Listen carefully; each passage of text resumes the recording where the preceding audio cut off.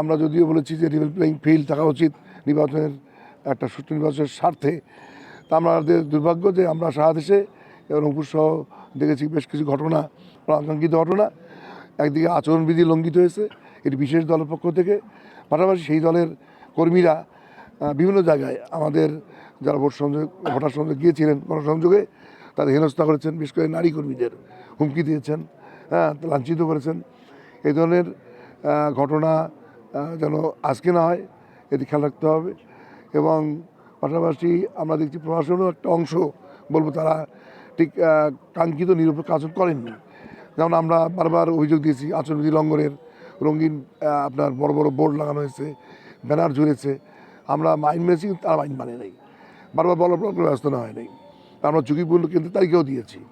আমি আশা করব যে রিটার্নিং অফিসার সহ প্রশাসনে যা আছেন সুষ্ঠু নির্বাচনের স্বার্থে আজকে একটা দৃঢ় অবস্থানে থাকবেন। কোনো অপশক্তি কোনোভাবেই যেন মানুষের ভোটাধিকার নিয়ে ছিনিমিনি খেলতে না পারে।